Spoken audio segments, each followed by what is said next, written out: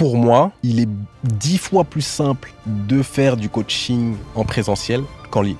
En ligne, la difficulté, mais elle est 10 fois supérieure. Si tu lui fais une séance avec des protocoles qui n'ont pas de sens, du genre on démarre finisher 400 burpees, le lendemain, elle va te poser quelques questions, quoi. Pour moi, le en ligne, c'est juste une manière de faciliter l'accès à une compétence ou un travail. C'est comme tout. Ce qu'il y a d'intéressant avec le en ligne, alors il y a peut-être des personnes qui le font en physique, hein, mais c'est que c'est un coaching 360 dans le sens où la personne, quand elle est chez elle ou quand elle est en vacances, elle va quand même t'écrire pour que tu puisses l'aider à construire une séance, à vérifier ce qu'elle fait, etc. Et par rapport au coaching, pour le coup, de mon point de vue en tout cas, est-ce qu'il est objectif ? Certains diront non, mais je pense que c'est une opportunité. Aujourd'hui, on démonte une vue de l'esprit. Il n'est pas possible de se faire coacher à distance et peut-être même pas de se former à distance. Pour en parler, je reçois Kanz Coach. Kanz, c'est un des plus gros coachs en ligne en France. Le type, il a une communauté d'enfer et ça fait des années qu'il pratique à distance. Il va vous expliquer exactement comment il a mis en place ce business, comment il arrive à avoir des vrais résultats, quels ont été les défis qui se sont posés à lui, quels sont les intérêts, mais aussi quelles sont les limites. Et en plus de ça, à la toute fin, on parlera de la manière dont il se met à jour en ligne, 100% en ligne depuis bien longtemps. Alors restez bien avec nous jusqu'au bout de l'épisode. Avant de démarrer et de se plonger dans son univers, je vous propose de vous abonner, de partager et de commenter pour nous aider. À tout de suite pour cet épisode incroyable. Bonjour à tous, bienvenue dans ce nouvel épisode et on va parler de digital. Évidemment, le digital, ça bouleverse complètement nos vies et ça continue.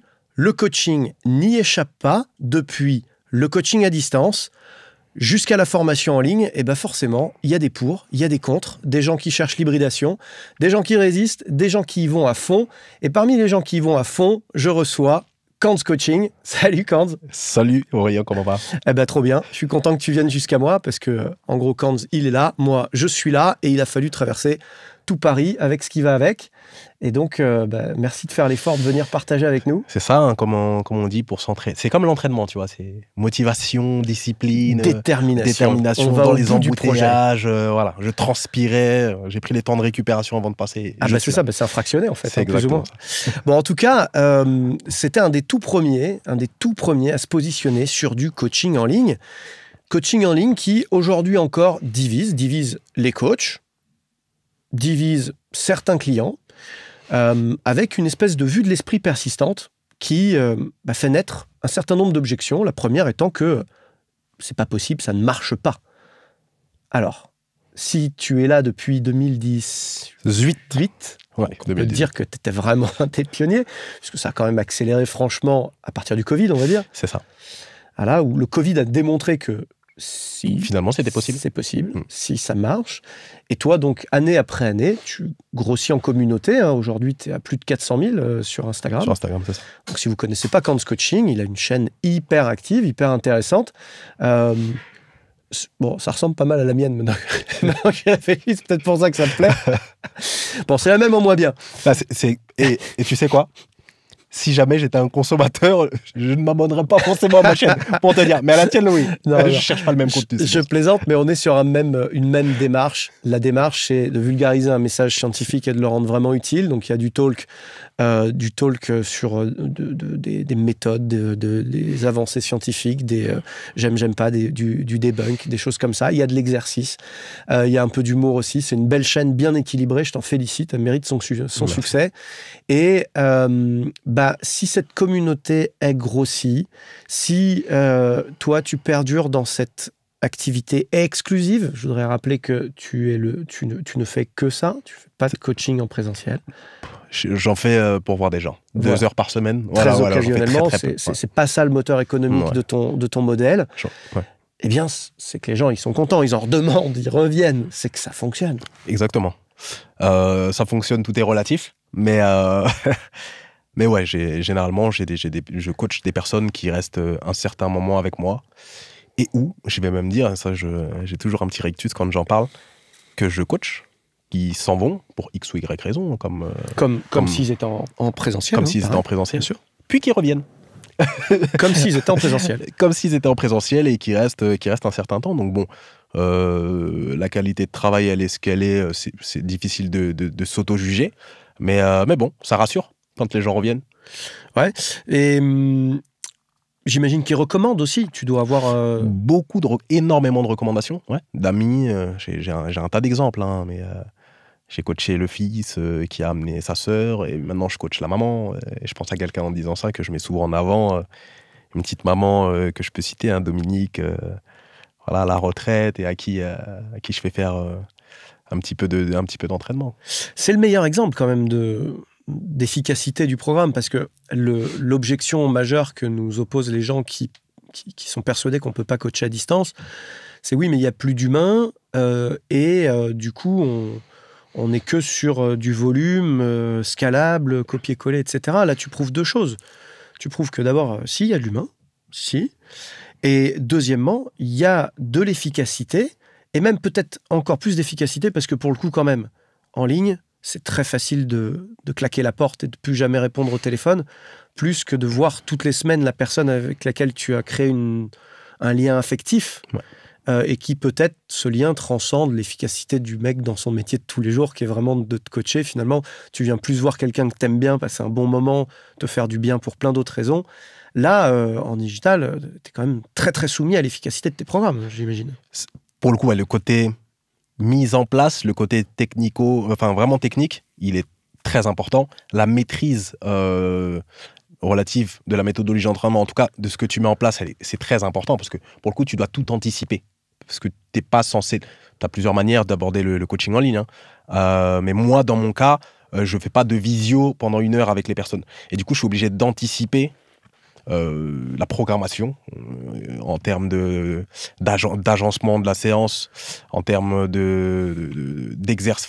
La suite d'exercices, elle doit être logique. Tu dois anticiper le fait que, tiens, elle démarre, elle est sédentaire. Moi, j'ai pas mal de personnes qui démarrent. Elle est sédentaire, elle a jamais fait de back squat. Tu vas lui mettre une espèce d'initiation au back squat. Tu sais que les premières problématiques, généralement, chez une personne qui démarre, elle va peut-être avoir des petites sensations au niveau des spinaux, au niveau du bas du dos. Est-ce que ça va leur faire peur? Est-ce que non? Quel exercice je peux mettre juste après pour justement pallier à cette problématique, etc. Donc, le travail d'anticipation, il est quand même important. Et j'insiste souvent là-dessus. Je pense que le fait d'avoir un bon bagage pratique, ça aide énormément. Ça aide énormément, justement, à anticiper toutes ces problématiques. En tant que coach. En tant que coach. Ouais, il faut... plus tu es expert, et plus... Peut-être même qu'une des conditions préalables, c'est d'avoir coaché en vrai, peut-être. Il faut avoir coaché en vrai, en ayant l'intention d'observer tout ce qui se passe. Généralement, nous, quand tu coaches en physique, il y a des choses auxquelles tu fais pas attention parce que tu les vois. Et donc, tu réfléchis pas. Si la personne te dit qu'elle a mal au dos, bah, tu vas lui proposer un autre exercice. Mais je pense que quand tu n'as pas l'intention d'utiliser ce knowledge-là pour du en ligne, tu es moins sensible à ces choses-là. Ouais. Quand tu vas l'utiliser pour du en ligne, je te donne un exemple. En cours collectif, tiens, tu as 10 personnes que tu coaches, qui ont des niveaux totalement différents. Si tu as l'intention d'utiliser la programmation que tu as mis en place pour la vendre à d'autres personnes, là, tu feras attention. Là, tu feras attention à combien de temps, au bout de combien de temps les personnes vont avoir des difficultés à faire leur gainage, au bout de combien de temps la position de leur dos va se modifier, etc. Et c'est ce truc-là qui est important.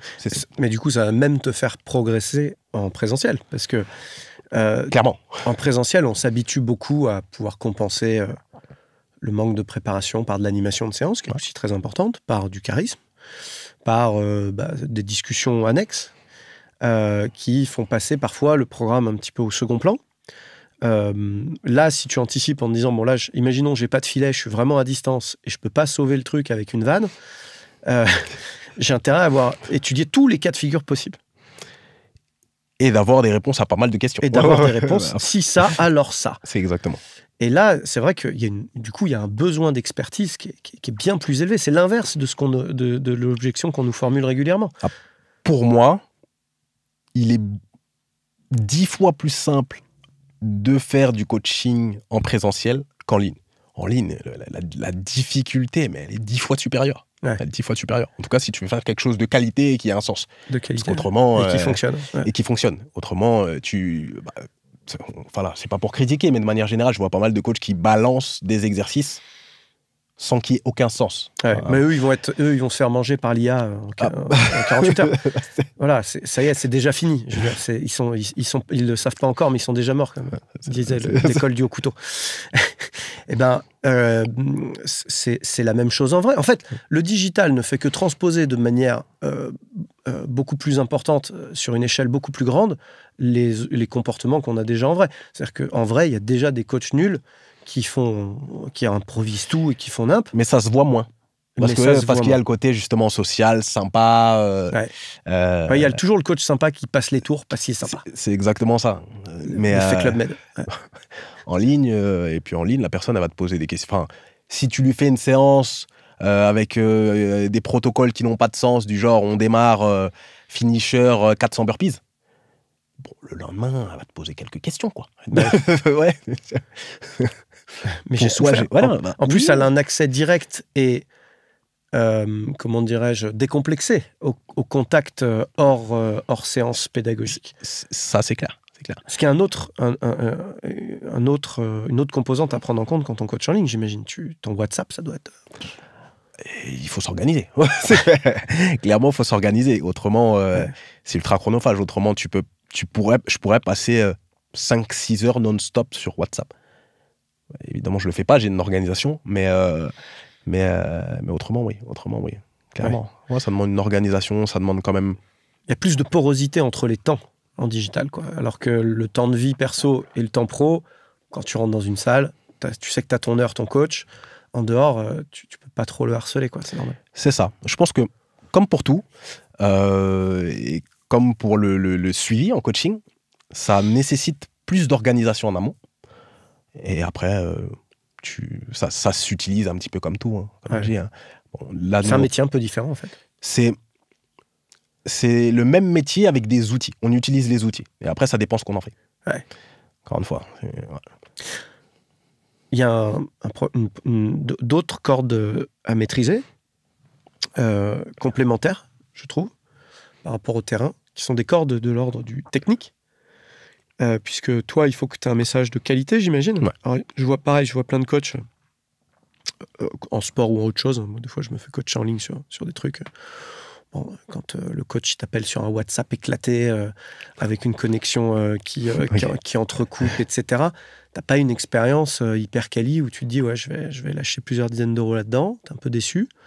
Mais à l'inverse, quand en plus la personne doit me voir moi agir de différentes manières, j'imagine que là aussi il y a des cahiers des charges à respecter pour que tout se passe bien. Exactement. Il y a encore une fois un petit investissement de base. En réalité, c'est duplicable avec le coaching physique, dans le sens où tu fais du coaching physique, tu vas peut-être acheter du petit matériel qui sera de bonne qualité ou pas. Voilà, c'est la même chose. Aujourd'hui, il y a plein d'outils qui nous permettent de développer tout ce qui se fait à distance. Et on les utilise, on les maîtrise. Et moi, j'ai pas les compétences. Moi, je suis juste coach. À côté de moi, voilà, il y a des personnes qui m'entourent et qui m'aident et qui me permettent de pouvoir proposer des prestations de qualité. En tout cas, j'essaie. Ouais. Mais bon, dès le départ, tu as cherché à embrasser un standard élevé de qualité. On voit qu'aujourd'hui, tes vidéos, elles sont bien filmées. Alors évidemment, je parle de celles des réseaux sociaux, mais j'imagine fort bien que tu dispenses des coachings aussi très premium en termes de qualité de production, avec de la captation du son, avec des vrais micros, avec une image en haute définition. J'imagine que tu dois briefer les gens pour qu'ils se positionnent par rapport à la caméra pour que tu vois quelque chose, parce que c'est pareil, si ils posent le truc n'importe où, que tu vois de travers et tout, tu peux pas faire de feedback non plus. Donc j'imagine qu'il y a quand même une éducation forte à avoir là-dessus, et peut-être que les gens qui sont en opposition par rapport au digital et au coaching à distance, peut-être qu'ils sont aussi d'ailleurs en opposition par rapport à la techno en général. C'est des gens qui ne sont pas très technophiles, qui aiment avoir un kettlebell, une barre olympique. Il n'y a pas de jugement, hein, chacun est attiré par différentes choses, mais je pense que si demain on veut devenir coach sportif à distance, il faut cette casquette-là, tu vas me dire ce que tu en penses. Et inversement, si on veut être élève de ça, un des prérequis, c'est d'avoir un minimum de connexion Internet, un minimum de capacité digitale, parce que si t'as un 3310, t'es coincé quand même. Ce qu'il y a de bien, c'est que généralement, maintenant, tout le monde est fourni, hein, tout Tout le monde a au moins un smartphone. Comme je dis souvent, tout le monde a au moins la 3G. Donc déjà... C'est vrai que toi, tu coaches dans le monde entier. Donc... Ouais, je coach dans le monde entier. Sinon, c'est compliqué. Donc déjà, avec ça, on peut faire pas mal de choses. Et encore une fois... C'est vrai que les téléphones aujourd'hui ont des capteurs quand même très élevés. Ouais, et pour le son, et pour la vidéo. Et pour la vidéo, c'est clair. Le son, de toute façon... la vidéo, c'est le plus important pour le coup. Ouais. Pour vérifier. Mais déjà, ouais, avec ça fait l'affaire. Hein. On peut amener quelqu'un à une belle progression. Et ce qu'il y a de bien, encore une fois, avec le en ligne. Et pour moi, tout milieu, enfin quasiment, hein, je ne connais pas tous les milieux, mais pour une grande majorité de choses qu'on cherche à développer, c'est une opportunité parce qu'on a le choix de travailler avec quelqu'un qu'on connaît, à qui on fait confiance. On peut utiliser une compétence et, sans avoir la barrière physique, géographique, etc. Donc je trouve ça intéressant. Le coaching en ligne est une opportunité. Donc, ça c'est punchline de Kant. Et si je reprends tes mots, c'est une opportunité parce que déjà, ça abolit les frontières physiques, les distances entre les individus. Ça fait sauter des déserts de coaching, par exemple, sur certaines zones. Mais clairement. Franchement, Bon, déjà, j'ai coaché des gens qui ont été dans tous les continents du monde. C'est impossible, c'est improbable normalement autrement. T'imagines une séance de coaching. Ouais, le don d'ubiquité et de téléportation. Ou quitter Singapour pour venir dans l'Essonne faire une petite séance de coaching. Bon, voilà. Donc ça déjà, je trouve ça super intéressant et je trouve que c'est un plus et qu'on doit utiliser ou pas. En tout cas, c'est un choix. C'est un choix, quoi. C'est un outil qu'on a en notre possession. Donc je trouve ça cool. Ça permet aussi de choisir son praticien. C'est exactement ça. Et c'est pour ça que tout à l'heure, ou de le garder si tu déménages. Ou de le garder si tu le déménages. Et en tout cas, de pouvoir profiter de ses compétences. Je ne sais pas si tu le fais, toi, mais personnellement, moi, je le fais. J'ai mon kiné qui me suit et qui habite sur Rouen. Tout un tas de fois, quand je cherchais à développer des compétences spécifiques. Je prends du coaching en ligne à des personnes qui sont au Canada ou autres. Et c'est bien, encore une fois. Internet, c'est un petit peu cette petite bataille qu'il y a. Ouais, Internet, les réseaux sociaux, c'est bien ou c'est pas bien. C'est un outil, ça dépend ce qu'on en fait. Ça dépend comment on l'utilise. Les réseaux sociaux, c'est pas bien, ça dépend ce que tu regardes. Moi, sur les réseaux sociaux, je regarde ce que tu lis. Tes vidéos, par exemple, et j'apprends tout plein de choses. Voilà. Donc et par rapport au coaching, pour le coup, de mon point de vue en tout cas, est-ce qu'il est objectif? Certains diront non, mais je pense que c'est une opportunité. Ah ouais, j'entends tout à fait ça. Du coup, c'est une opportunité de continuité aussi quelque part, parce que beaucoup de coachs perdaient leurs élèves et activaient du turnover ou du churn dans le cas des abonnements à cause des vacances scolaires. On sait que c'est un coup près. Les grandes vacances, les vacances au ski, on sait que on a un chiffre d'affaires qui d'un seul coup est complètement remis à place et c'est le Uno où on remélange toutes les cartes. Tu sais pas ce que tu vas tirer. C'est exactement ça. Alors moi, je fais quelques petites interventions justement pour parler du coaching en ligne de temps en temps dans des organismes de formation. Et ce que je leur dis, c'est que souvent les coachs travaillent 10 mois dans l'année. Leur rémunération, elle est lissée sur 10 mois. Elle est lisible, elle est projetée sur 10 mois. C'est exactement ça. Les vacances d'été, généralement, on oublie. Soit les coachés ont leurs enfants, enfin voilà, ils sont moins dispo. Et avec l'en ligne, tout ça, on peut s'adapter à tout ça. Et c'est ce qui est cool. Tout à l'heure, je crois que tu évoquais le fait qu'à cause de la distance, parfois, les coachs voyaient leurs élèves partir, etc. Je te donne un exemple. Demain, je coach pas mal de personnes qui attendent un enfant ou peu importe.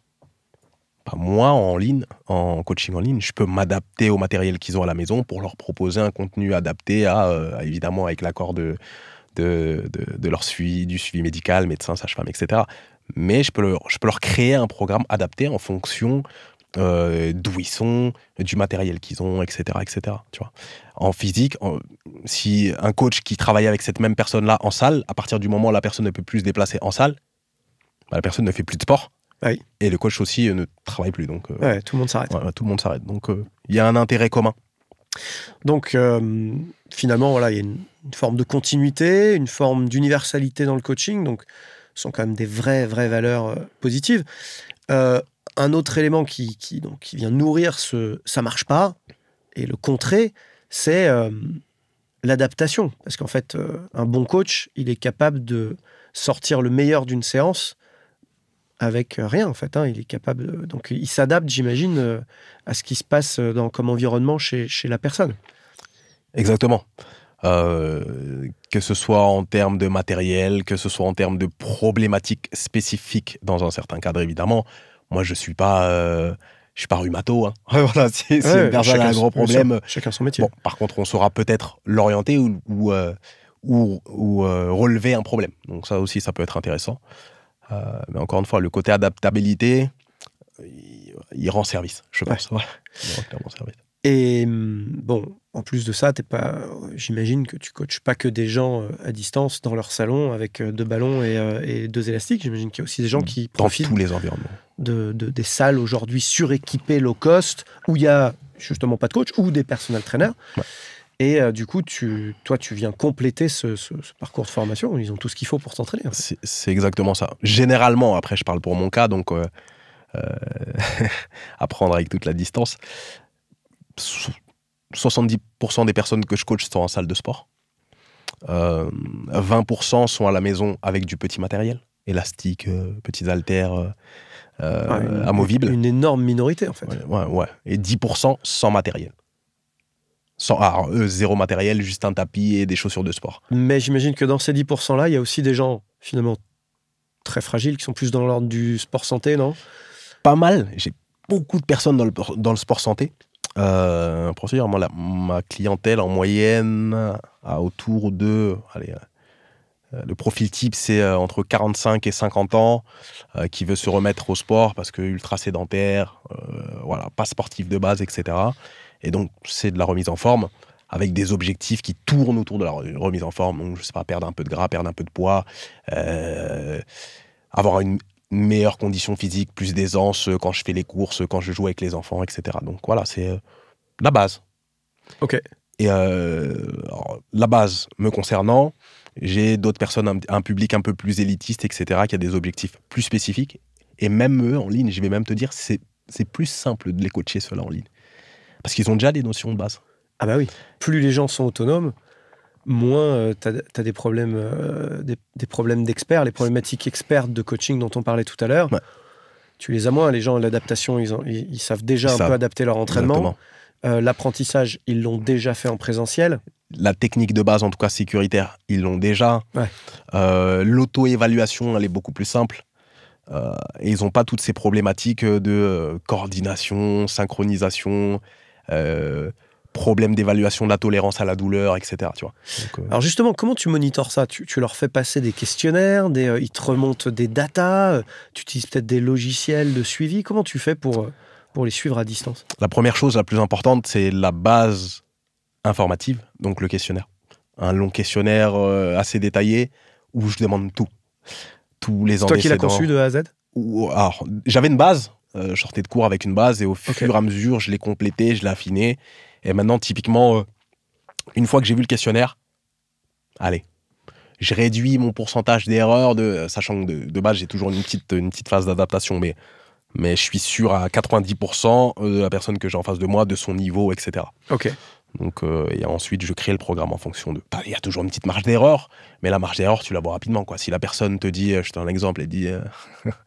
les exemples types que je peux te donner... quand je vois la routine de sa séance, si elle me dit qu'elle a un back squat sur 10 reps à 30 kg et qu'elle a un deadlift à 110 kg, je sais qu'il y a un problème quelque part. Ouais. Et justement, cette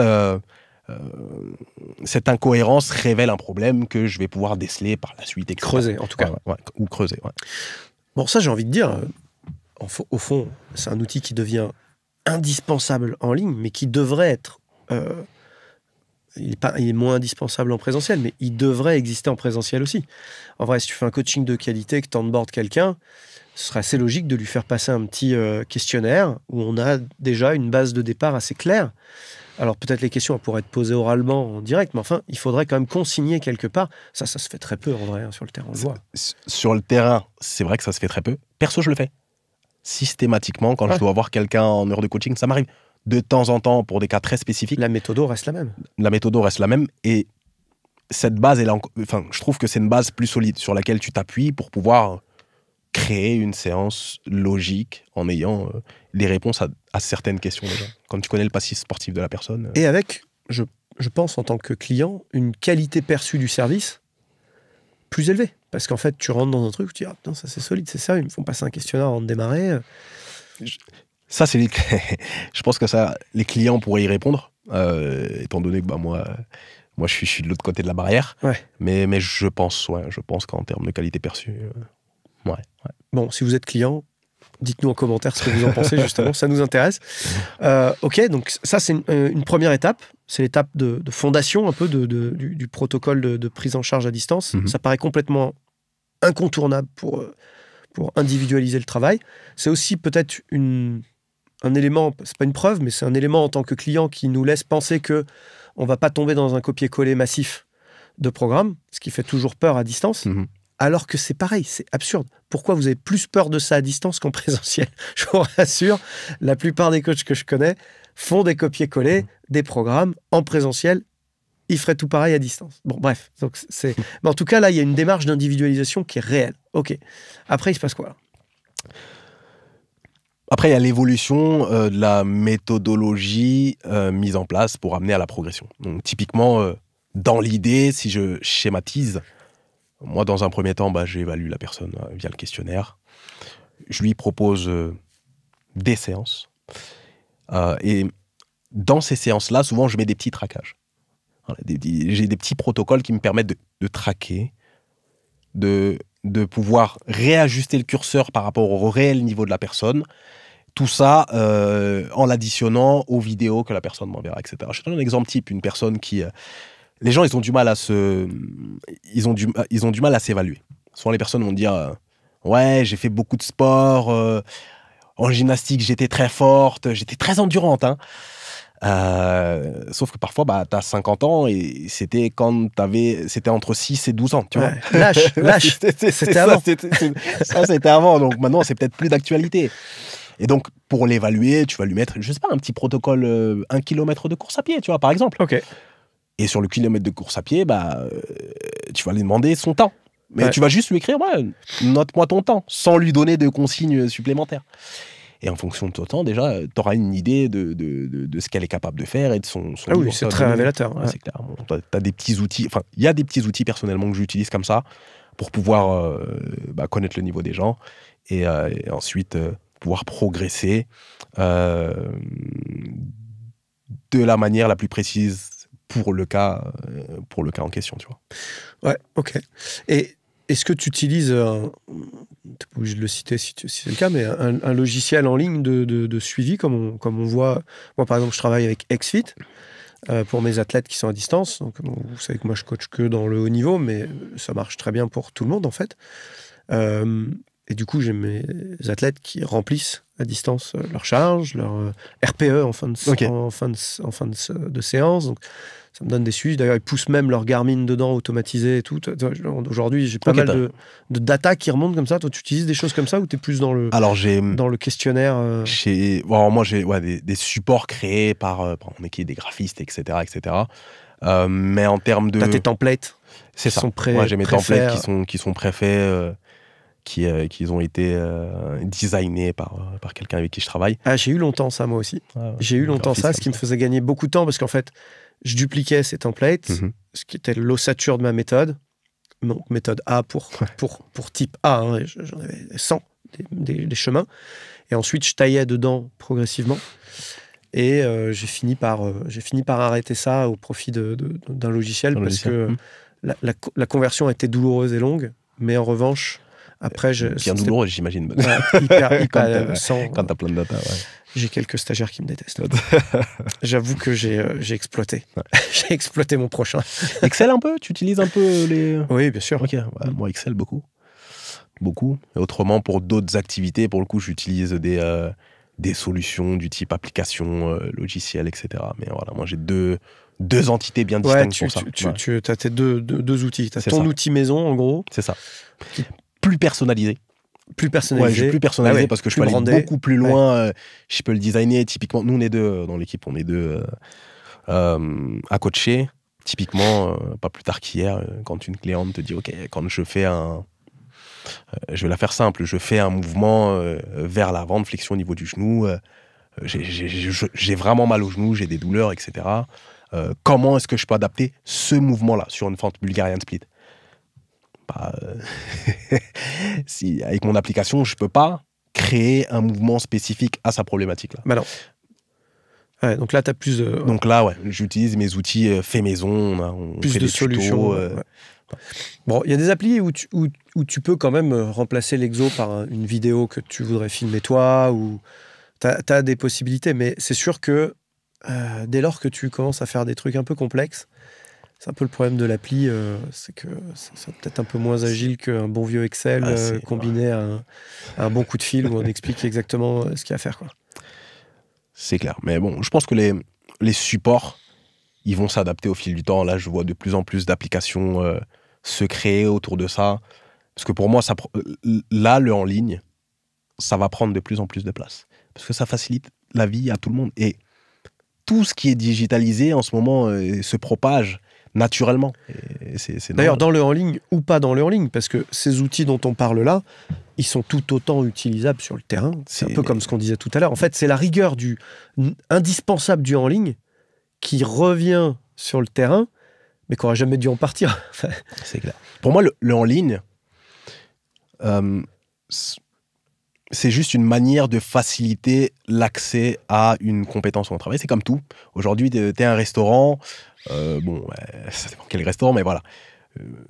Un fast-food ou autre, si tu n'as pas de plat emporté ou via les supports Deliveroo ou Uber, c'est compliqué de survivre. C'est compliqué de survivre, tu vois. En tout cas, ça se fait de plus en plus. Je n'ai pas les chiffres, mais en tout cas, en région parisienne, 60% ont accès à ces grosses plateformes-là, tu vois. Autrement, c'est compliqué parce que les gens aiment cette facilité-là. Aiment bien être de chez eux et pouvoir en 3 clics commander plutôt que d'aller sur place, etc. Donc, le en ligne, pour moi, c'est pareil. Alors, l'argument du « ça marche pas », on reste dessus. Donc on voit que quand même, on a un certain nombre d'éléments qui tendent plutôt à montrer que finalement, aujourd'hui, c'est d'autant plus rigoureux et rationalisé qu'un entraînement présentiel. Il y a le fait que, au fond, ça coûte quand même beaucoup moins cher. Et ça, c'est vraiment important de le rappeler parce que j'imagine que tu as plus de gens qui consomment plus de 2 séances par semaine que tu n'en aurais, si je ne vais pas m'avancer trop en disant ça, que tu n'en aurais si tu étais en présentiel. Pour le coup, j'aime bien les chiffres. Allez, sur l'ensemble de ma clientèle, sur l'ensemble de toute la clientèle que j'ai pu coacher, 99,999% des personnes ont plus d'une séance. ont plus d'une séance par semaine. Okay. Et donc forcément... Donc il reste un mec qui a qu'une séance. Et encore. Ouais. Ah ouais, à ce point-là. Donc donc tout le monde a plus de... Généralement, les gens, ils sont autour de 3 séances par semaine. Parce que, comme tu le sais, une séance par semaine, c'est bien. C'est mieux que rien, comme je dis aux gens. Mais c'est presque rien. Ouais. Alors que nous, chez FitStation, c'est à la louche, hein, c'est 70. Donc vous savez que j'ai un studio coaching en région parisienne, à Charenton, FitStation. À la louche, c'est 70% des gens qui viennent se faire coacher une fois par semaine. D'accord. Alors de temps en temps, ils vont consommer un peu plus grâce à un bootcamp ou grâce à un accès e-gym. On a un parcours e-gym où ils peuvent être un peu en autonomie si on leur apprend. En général, ils s'entraînent max 2 fois à semaine. Quoi, tu vois, c'est un peu ça la tendance. Et là, le ça frein, fait tomber ça. Tu l'as identifié, le frein, c'est peut-être le temps, le budget. Enfin, en tout cas, je sais qu'en coaching physique, généralement, on aimerait tous avoir la possibilité d'être coaché 3 fois par semaine par un coach, donc 3 heures. Mais l'heure, si elle est à 60 €, ça fait 180 € par semaine. Ah oui. Et encore, 60 €, c'est pas dans Paris Centre. Ouais. Et sur un mois, ça peut faire un certain budget. Il faut bien gagner sa vie. Et puis, plus tu gagnes ta vie en général, plus tu as des journées bien remplies. En général, pour gagner plus, tu travailles plus. C'est souvent comme ça. En tout cas, jusqu'à un certain point, après, ça compte plus. Du coup, tu as moins le temps. Et du coup, 3 heures, elles te coûtent très cher. Ouais. Parce que tu sors tes 60 ou 100 balles. Et puis, bah, tu gagnes moins. C'est clair. Et d'ailleurs, l'autre objection qui va avec, c'est que ça te coûte en argent, ça te coûte en temps, parce que 1 heure, c'est pas 1 heure. Faut y aller au gym. Il faut y aller. Faut revenir. Des fois, faut attendre, parce que le coach il peut être en retard, ça peut arriver. Toi, peut-être t'arrives en retard toi-même, parce que t'as pris des bouchons. Ou parce que, justement, t'avais pas le temps, ça rentrait pas. Donc, c'est vrai que quand bien même l'argent ne serait pas un problème, c'est jamais le cas, surtout aujourd'hui. L'argent n'est pas un problème. 3, 4, 5 séances, je m'en fous. Le temps, par contre, comment veux-tu que je fasse rentrer 5 séances où je me déplace, où je viens, où je me douche sur place, je repars, machin? À un moment donné, il faut être un peu rationnel, quoi. On a des modes de vie qui ont évolué, un rapport au temps qui a évolué. Qu'est-ce que t'en penses? C'est clair que le rapport au temps, il a complètement changé. On en parlait tout à l'heure en off, mais on a tendance maintenant à additionner ce qu'on veut faire parce que tout a été fait, de les superposer, parce que tout a été fait justement pour optimiser notre temps. La chose qui a la plus de valeur au monde sur cette planète, c'est notre temps. Oui. Et c'est justement la seule chose qu'on ne pourra pas acheter et faire grandir. C'est exactement ça. On a tous le même volume de temps. Et c'est ce qu'on en fait qui est le plus important d'ailleurs. Et c'est justement parfois pour ça que l'argent ou le côté financier sert. Souvent, tu as un travail, tu es très occupé dans ta vie, tu n'as pas le temps de faire le ménage chez toi à cause de ton travail, tu payes quelqu'un pour, tu vois. Ouais. Et pour le sport, justement, le en ligne, pour moi... Tu peux payer personne pour faire le sport à ta place. Quand je dis souvent aux gens, je peux tout faire, je peux tout te préparer, par contre, je peux pas le faire à ta place. Ouais. Et pour revenir sur le en ligne et le physique, ce qu'il y a d'intéressant avec le en ligne, alors il y a peut-être des personnes qui le font en physique, mais c'est que c'est un coaching 360 dans le sens où la personne, quand elle est chez elle ou quand elle est en vacances, elle va quand même t'écrire pour que tu puisses l'aider à construire une séance, à vérifier ce qu'elle fait, etc. Et généralement, en physique, après l'heure de coaching, c'est fini. C'est fini. Quand la personne... Pour la grande majorité des coachs, en tout cas, il y en a peut-être qui font autrement. Et s'ils font autrement, ils ont peut-être un tarif différent. Mais généralement, après ton heure de coaching, ta cliente, elle va pas t'appeler pendant 1 heure pour te poser des questions sur ce qu'elle doit mettre dans son assiette, tu vois. Ouais. Donc bon, ou si c'est le cas et qu'elle fait de manière récurrente, généralement, tu la factures. J'adore cette idée de coaching à 360. J'en parle beaucoup sur cette antenne. On va y revenir dans 1 minute. Ce que j'aimerais juste avant, c'est approfondir encore un tout petit peu ce rapport au temps, avec cette idée que la chose la plus précieuse qu'on ait, et j'aime bien ta citation, aujourd'hui c'est du temps, parce qu'on a tous la même dose de temps. Et donc finalement, si on arrive à trouver par le digital des solutions pour que les gens ils fassent vraiment 3, 4 fois du sport par semaine, peut-être sur d'autres formats, peut-être moins intense que ce qu'on faisait avant sur une belle séance de 2 heures, bien grasse, tous les lundis soirs, mais finalement, lissé sur la semaine, on a plus de récurrence, plus de fréquence, plus de constance. Et finalement, le digital, d'un seul coup, devient un outil de santé publique. Parce que tous ces gens-là, ils n'auraient jamais pu faire rentrer, ni financièrement, ni temporellement, 3, 4, voire même 5 séances de coaching par semaine. Impossible. Et pour moi, c'est l'addition de toutes ces choses-là qui font que ça va se développer de plus en plus. En plus de l'avantage pour le coach.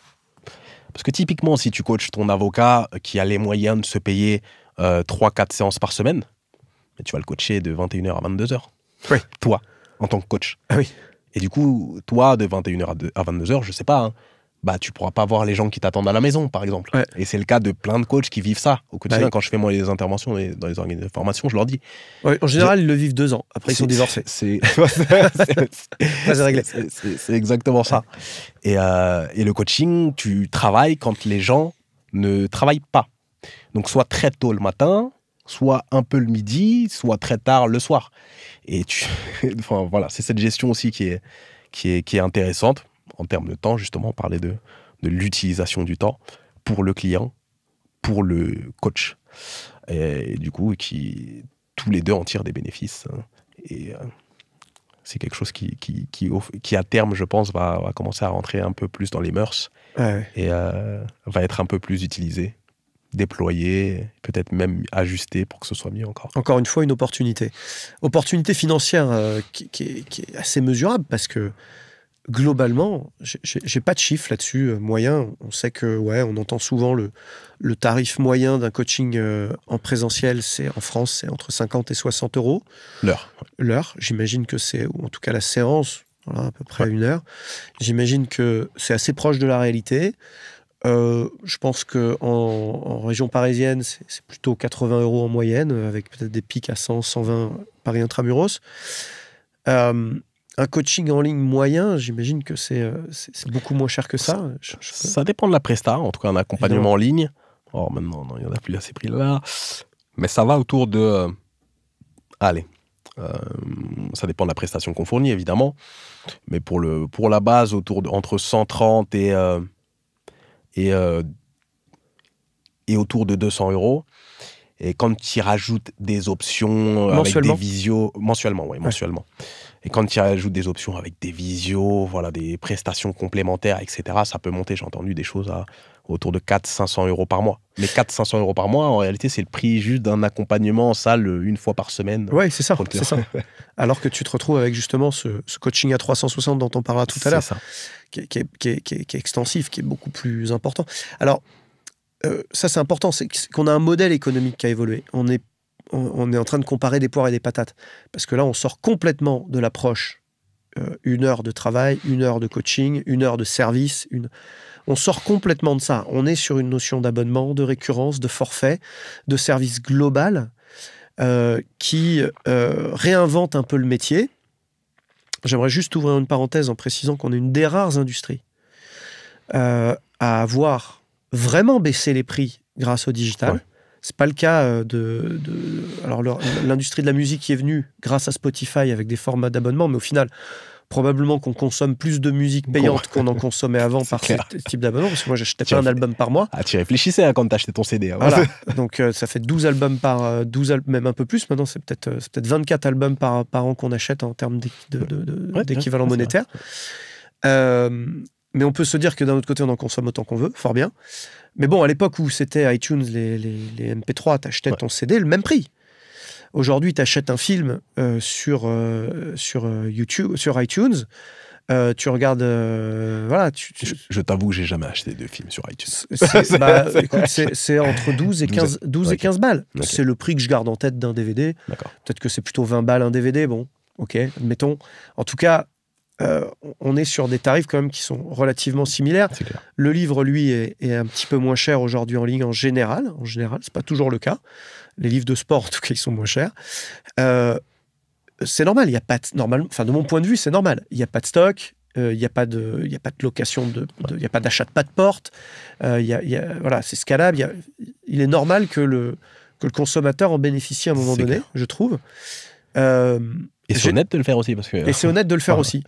Moi, je consulte régulièrement des médecins à distance. J'ai déjà eu une petite infection de la peau. Je prends soin de moi, hein, mais vous savez ce que c'est que les tatamis et ce que ça peut trimballer. Donc, petite infection de la peau. Bon, pour voir un dermato, il n'y a pas besoin de le voir en présentiel pour lui montrer une belle photo de votre avant-bras. Sauf que j'ai payé le même prix. Il n'y a pas eu de discount du tout. Et pourtant, la visio a duré beaucoup moins longtemps qu'une visio en présentiel. Lui, il a pu consulter directement de chez lui. Ça se trouve, il n'avait même pas de cabinet, j'en sais rien. J'ai pris le premier mec qui passait. Le mec, il est plein toute la journée. Il n'a pas de temps de trajet. Tout ça devrait se répercuter. Ce n'est pas le cas. Nous, on le fait. Je voudrais quand même le souligner, c'est important. Bon, mais en tout cas, ce sur quoi je t'interpellais en tant que pro du système, c'est vraiment cette notion d'évolution du service vers ce pourquoi je milite depuis plusieurs années. Le coaching à 360 sous forme réinventée, où on sort du face-à-face technique, pédagogique, d'1 heure, en dehors duquel on ne sait pas trop ce qui se passe. Après, on sait pas trop ce qui se passe. Si, on sait d'ailleurs. En général, c'est rien. C'est exactement ça. Et même en séance de coaching one-one, généralement, une personne te prend une séance sur les 3. En réalité, les coachs, parfois, ils sont peut-être pas... En tout cas, une majorité n'est pas au courant de ce que le client fait après. Ah non. Parce que lui, dans son tarif, dans son esprit, en tout cas, au coach, il n'est pas censé s'occuper du reste. Il n'est pas censé s'occuper de la création de programmes qui va être utilisé pour les séances que la personne va faire en autonomie. Donc, encore une fois, une opportunité, je pense, à saisir ou pas, et un nouvel outil qui peut bénéficier à un tas de personnes, et ça, c'est cool. Quand on prend l'exemple du dermato en question que tu as été voir, généralement, on te l'a recommandé. Alors, en l'occurrence, on ne me l'a pas recommandé. Et c'est intéressant de soulever ce point-là, parce que du coup, j'ai utilisé une plateforme très connue pour le sourcer, et qui m'a permis d'avoir un panel d'experts. Et on me l'a recommandé quelque part, parce que qu'est-ce que j'ai regardé? J'ai regardé les avis. Okay. Et donc, le mec, il a des notes, il a des retours, les gens sont contents, et donc je le choisis lui pour 2 raisons. La première, c'est qu'il est disponible à une heure où ça me convient très bientôt. Ce qui n'est pas le cas de la dermatologie en général. La dermatologie, c'est une horreur. Sans ça, et ensuite, on m'a affirmé, par plein d'aspects et plein de gens différents de toute la France, que cette personne était compétente. Il en est même pour les coachs. C'est exactement la même chose. Et du coup, c'est une sorte de passerelle qui t'a permis d'avoir accès aux compétences de cette personne, etc., sans avoir les barrières géographiques. Je ne sais pas où il habite, il habite peut-être à Marseille. Ouais, bien sûr. Et sans cet outil-là, de toute façon, c'est simple. Si cette grande plateforme fonctionne, c'est bien qu'il y ait une utilité et c'est bien que ça bénéficie à un tas de personnes. Oui, bien sûr. Hyper intéressant. Ce coaching 360, dedans, il n'y a pas que du coaching, c'est peut-être le mot qui ne va pas, en fait, quand on essaye d'être visionnaire sur ce système-là, parce que ça transcende. Ou alors, c'est pas du coaching, il ne faut pas y entendre coaching sportif à 360, en fait. C'est du coaching à 360. Enfin, moi, c'est comme ça que je le vois. Tu vas me dire ce que tu y mets dedans, mais moi, j'imaginerais dedans, en tant que consommateur, un package avec de la récup, avec de la gestion du stress et des émotions et de la nutrition.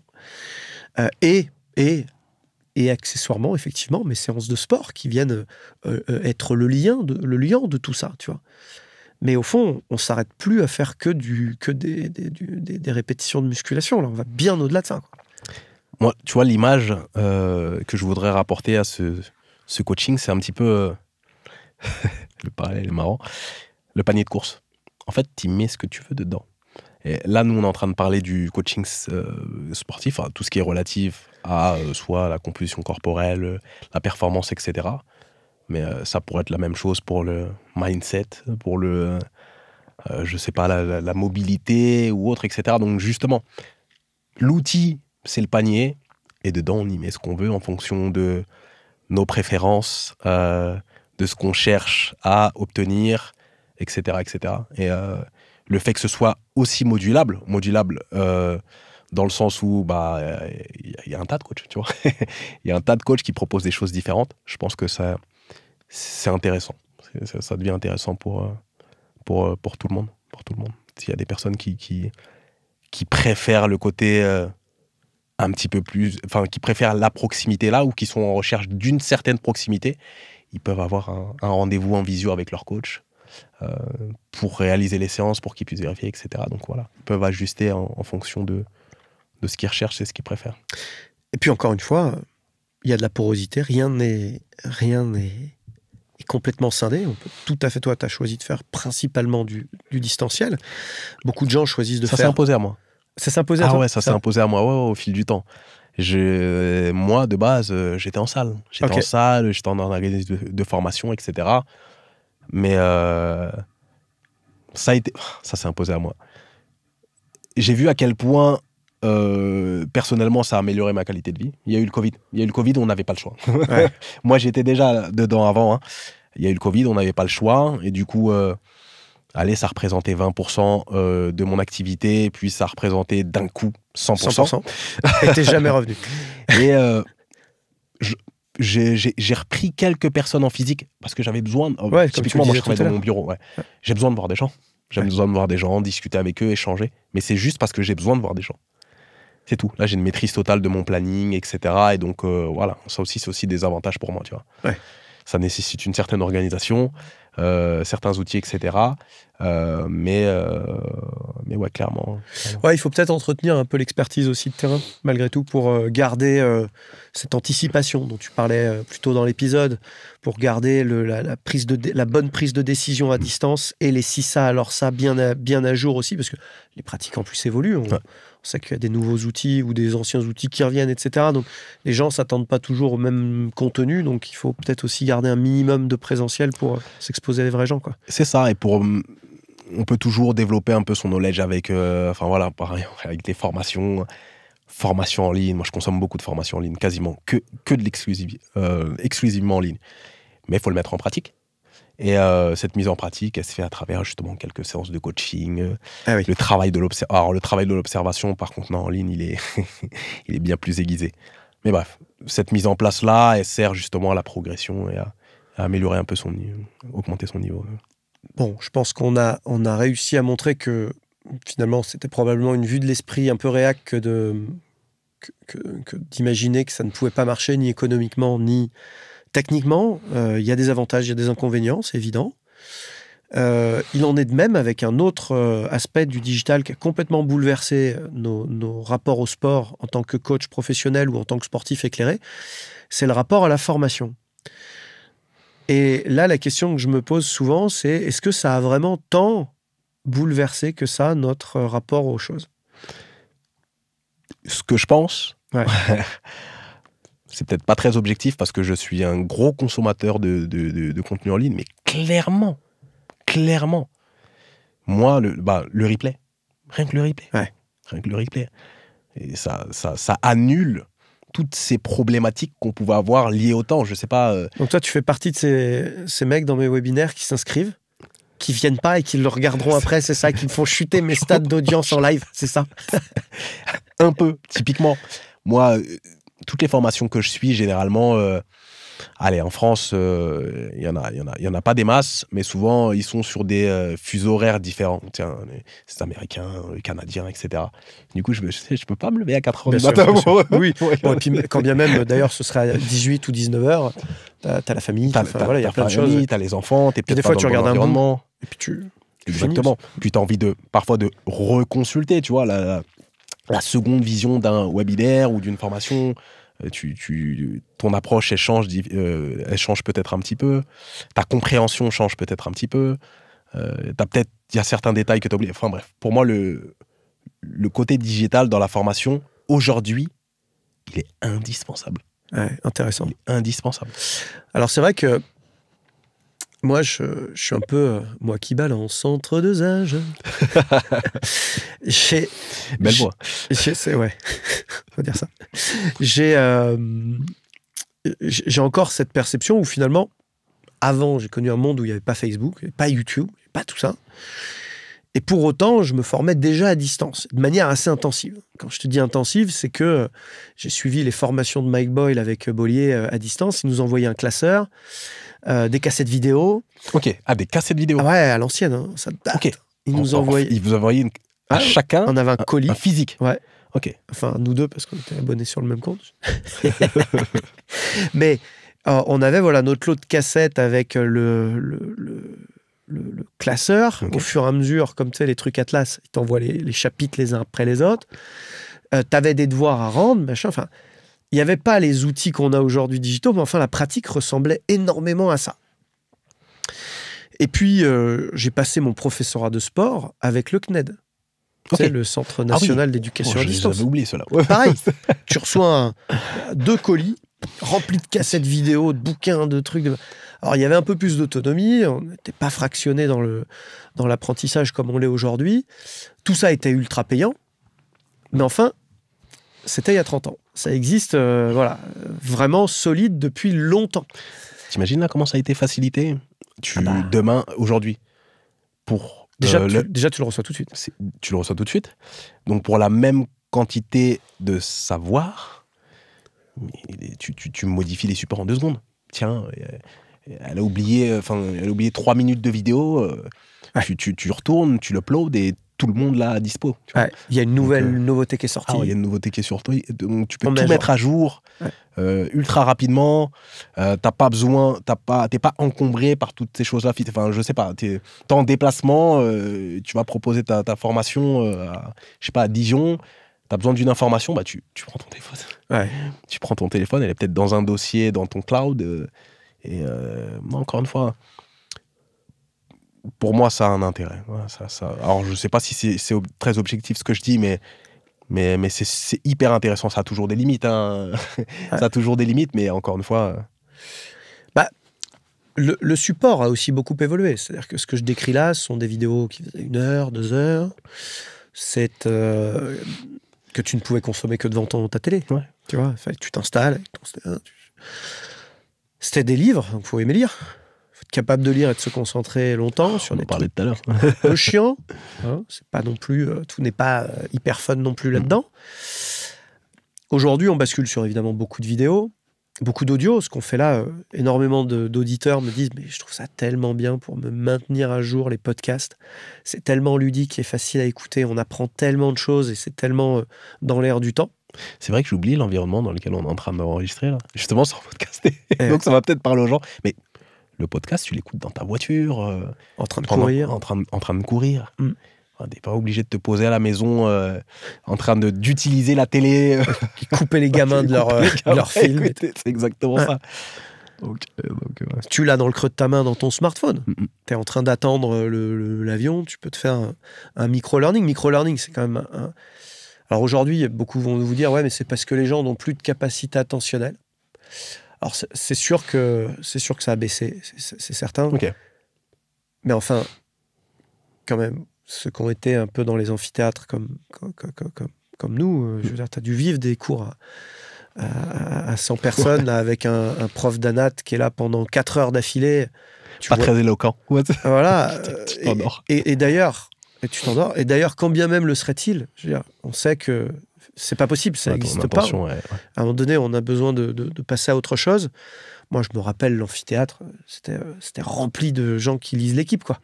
Tu vois. Donc, à la fin, on faisait des trucs hyper longs, hyper descendants. Est-ce que c'était vraiment adapté à l'époque? Et je vais faire finalement le même parallèle que ce qu'on faisait tout à l'heure entre le coaching digital qui revient sur des choses très rationnelles, très efficaces, très cohérentes de préparation de séances, d'analyse en aval des séances, de l'efficacité, etc., qui n'auraient jamais dû quitter le terrain et qui devraient y revenir grâce au digital. Eh ben, je pense que c'est pareil en formation finalement. Ces aspects de micro-learning où on séquence de plus en plus sur des temps très courts, un message très clair, avec derrière de l'interaction et de la classe inversée. Au fond, qu'est-ce qui nous empêche de le faire en présentiel, ça? Absolument rien. Le digital nous l'impose. Mais le présentiel magistral, pour moi, à de rares exceptions près, doit disparaître. Et donc, finalement, c'est en ça que je te posais la question tout à l'heure, de dire, est-ce qu'on a tant changé que ça? Est-ce qu'on n'est pas juste en train de suivre la voie de l'efficacité d'accès au savoir en utilisant d'autres chemins que ceux qu'on avait jusqu'alors, qui étaient hérités d'un truc très universitaire, très académique, très rigide, très à l'ancienne, très autoritaire? De mon point de vue, et c'est valable pour tout, il n'y a rien qui est figé. Et il n'y a rien qui reste tel qu'il est, généralement. Tout est constamment en mouvance. Et le knowledge, il en fait partie. Et du coup, on se doit de faire évoluer un petit peu nos supports qui, eux, évoluent en fonction de nos habitudes de consommation et de ce qu'on veut en faire. Comme tout à l'heure, on en parlait, on superpose. Aujourd'hui, je sais pas, tu développes tes compétences en tant qu'orateur, en même temps, tu veux devenir un meilleur préparateur physique, et tu veux apprendre à jouer d'un instrument, et tu veux aussi jouer avec tes enfants, etc. Et ces différentes opportunités nous permettent de pouvoir le faire. Le micro-learning, c'est intéressant parce que tu as l'essentiel sur peu de temps. Ça te permet de capter les choses les plus importantes en peu de temps. Et donc c'est super. Demain, je vais apprendre la musique en micro-learning. Moi, je le fais pour la vidéo. Tiens. Ah ouais. Moi, j'y connais rien en vidéo, mais j'ai été obligé de m'y mettre un petit peu. Tutos, de suivre quelques tutos, acheter des mini-formations. Et heureusement que j'ai accès à tout ça, tu vois. Ouais, bien sûr. Bah, c'est le sens typiquement de 3 minutes, 3 minutes prépa physique, qui est le dernier podcast que j'ai sorti, la nouvelle chaîne. Ah, je connaissais pas. Ouais, c'est tout récent. Et en 3 minutes, j'ai un concept de prépa physique à traiter. Donc, voilà, je vais t'expliquer ce que c'est que la lipolyse. J'ai 3 minutes pour t'expliquer. Okay. Donc, et il cartonne. Il cartonne parce que les gens, ils vont effectivement... Ils vont effectivement écouter ça, ils vont pas se faire 10 épisodes d'affilée, c'est sûr. Pratico-pratique. Et je vais même te dire, pour moi en tant que professionnel, j'ai besoin de savoir ce que c'est la lipolyse pour pouvoir comprendre les grandes lignes, pour pouvoir mieux l'utiliser, mais le reste, je m'en fiche. Tu vois, c'est vraiment pratico-pratique. Le reste, le détail, je suis pas docteur ou autre, voilà. J'ai besoin de l'utiliser. Concrètement, moi, j'en fais quoi ? Concrètement, moi, j'en fais quoi ? Monsieur ou madame tout le monde veulent savoir ce que c'est la mobilité. Ils n'ont pas besoin du détail, du système nerveux, les messages à faire. Ils s'en fichent. Ils veulent juste le pratiquer. Qu'est-ce que c'est ? Comment je l'améliore ? Qu'est-ce que je peux mettre en place ? Basta. Et puis s'ils s'en fichent pas et qu'ils veulent aller plus loin, ils peuvent. Il y a une infinité d'offres en ligne pour justement explorer ça de manière très approfondie. En ligne et puis pas en ligne d'ailleurs. Hein. Les livres sont toujours là. Ils sont tous disponibles d'ailleurs en digital aussi si vous voulez les lire dans votre smartphone, dans l'avion facilement. Et ce sont des modes d'apprentissage complémentaires en réalité. Et même le présentiel, il est toujours là. C'est juste le panel qui s'est élargi. Oui. Et donc, pour moi, en quoi on peut pas être OK avec ça ? Parce que si tu veux pas le consommer, c'est pas grave, il y a d'autres solutions. Si tu kiffes pas... si t'aimes pas les smartphones, c'est OK, il y a des gens qui détestent les smartphones. T'as une possibilité d'acheter un téléphone. Alors, je sais même plus comment est-ce que ça s'appelle. Un Nokia, ça s'appelle un Nokia. Un Nokia, voilà. Tu veux juste appeler, achète-le, ça pose pas de problème. Tu vois. Et après pour suivre le reste du digital, tu as une tablette qui est scindée ou un ordinateur. Voilà. Et puis, si tu veux pas de ça non plus, tout le reste existe toujours. Exactement. Tu peux toujours lire des bouquins, tu peux toujours regarder des films éducationnels sur YouTube si tu en as envie, qui sont longs, Là, on est dans un format long où les gens ils vont y revenir en plusieurs fois ou alors écouter tout d'une bonne fois. Ils vont faire un bon 15 bornes en course à pied. Mais s'ils débutent pas. Tous les formats sont là et sont complémentaires. Et effectivement, sans doute qu'un des formats les plus efficaces, c'est l'hybridation. Et même quand tu es dans le full digital, comme tu l'es toi, ces gens qui sont suivis à 4 séances par semaine, probablement qu'ils dédigitalisent 2 fois sur 4 en allant franchement dans une salle et en s'entraînant comme ils le feraient. Pour être très honnête, là où j'ai le format pour lequel j'ai le plus d'efficacité, c'est quand je vois quand même la personne alors pour une session très spécifique, une session technique.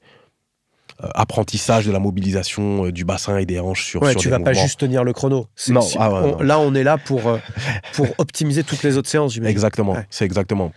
On est là pour gagner du temps. Et encore une fois, tout à l'heure, on parlait de cette notion de temps.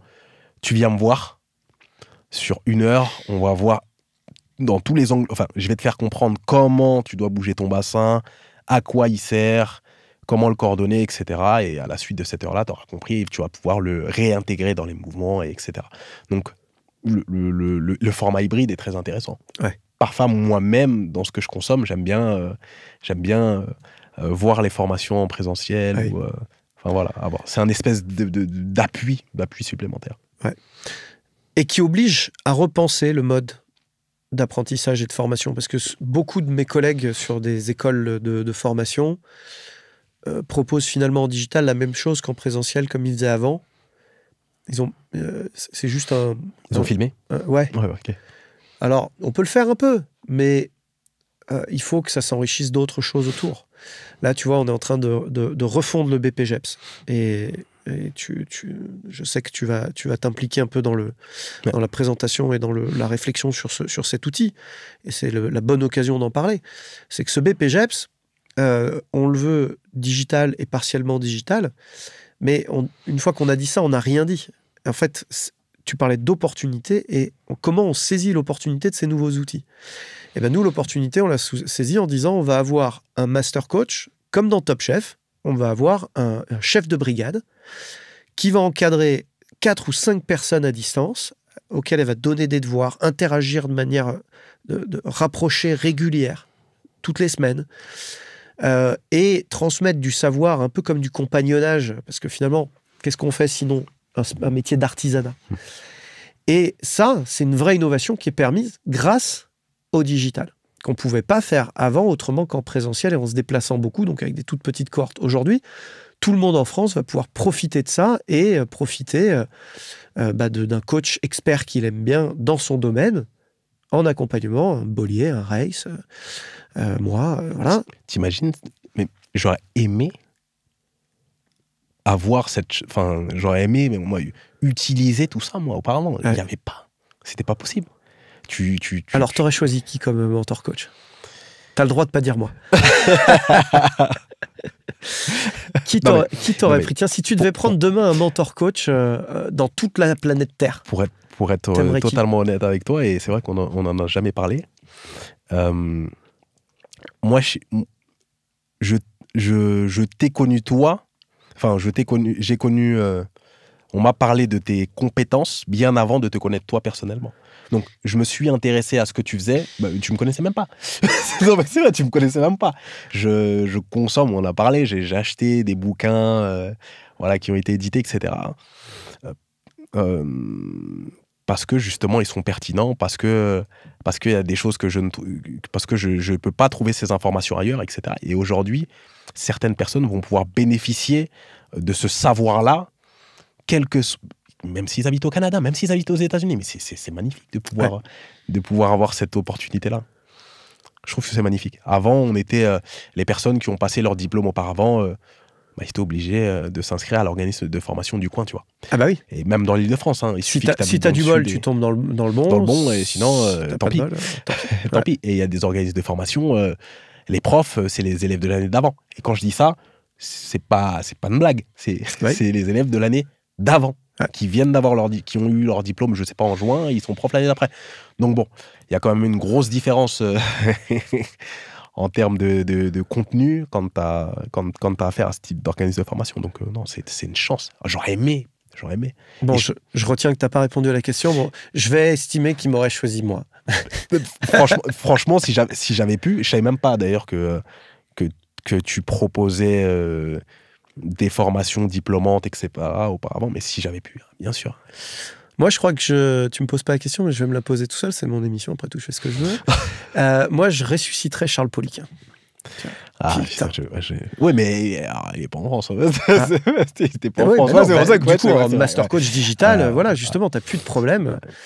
Non, voilà, hyper intéressant ce type d'évolution en se disant qu'est-ce qu'on fait des outils. Les quiz interactifs, je trouve ça fantastique. C'est fantastique. Tu réponds à la question, t'as bon, t'as faux, t'as directement un truc à lire derrière qui t'explique. Juste avant, tu t'es fait 3 minutes de vidéo parce que c'est pas trop long, même 15 minutes. Mais tu vois ce truc-là à mettre en place, la problématique peut y avoir la limite. Alors là, je l'anticipe, je sais pas, étant donné que là, je suis pas dans un cursus de formation diplômant, vu que j'ai déjà mon diplôme. Mais la limite de certains organismes, ça va être la limite de leurs propres compétences. Moi, demain, je décide d'ouvrir mon organisme de formation. Je suis bon en coaching, en méthodologie, peu importe. Donc, je me filme en train de parler. Mais sauf que je ne fais pas appel à d'autres personnes pour mettre en place des outils un peu interactifs, un peu plus sympas. Ouais. Et ça peut être une limite. Et franchement, pour ça, bravo à toi de pouvoir te faire aider, parfois déléguer, pour que des personnes t'aident à mettre en place des choses qui vont justement améliorer la qualité de contenu et de la formation que tu proposes. C'est essentiel. On peut être un bon généraliste, on peut être un bon expert, mais on peut jamais être un expert en tout. C'est impossible. C'est impossible. Alors, à plus forte raison dans les métiers connexes, hein, tu parles de la technique, de la technologie, des moyens pédagogiques, etc. Moi, j'aime bien J'étais à une conférence l'autre jour à Fitness Challenge à Aix-en-Provence. C'est le grand rassemblement des pros du fitness et mais très orienté business. Hein. Et il y avait un responsable marketing d'une chaîne de Dublin qui était invité. Okay. Le nom m'échappe, c'est peut-être Westside quelque chose. Sympa le nom, Westside. C'est sympa. Et les mecs cartonnent. Ils cartonnent en plus en étant complètement ailleurs de ce qui se dit. En général, on dit qu'il faut polariser du très pas cher, du très cher. Et entre les deux, il n'y a rien. Eux, ils sont plein milieu entre les deux. Et le mec te dit, en fait, nous, on est obsédés par ce qui se passe dans les autres industries que chez nous. Okay. On n'arrête pas de regarder ce qui se fait ailleurs, alors qu'on est dans une industrie très auto-centrée. Et c'est vrai que le sport est très auto-centré. Et moi, j'ai beaucoup appris en allant voir ce qui se faisait dans d'autres secteurs de formation. En regardant, en discutant avec des potes ingénieurs, comment eux, ils se mettent à jour, comment ils ont appris, en discutant avec des potes qui sont vraiment dans le secondaire, plutôt que tu vois, dans le service classique, en écoutant beaucoup ma femme qui est RH aussi, qui travaille beaucoup là-dedans. Et du coup, en développant ça, eh ben, tu découvres des outils. Tu vois, Kahoot, moi, je l'ai utilisé, je sais pas, peut-être...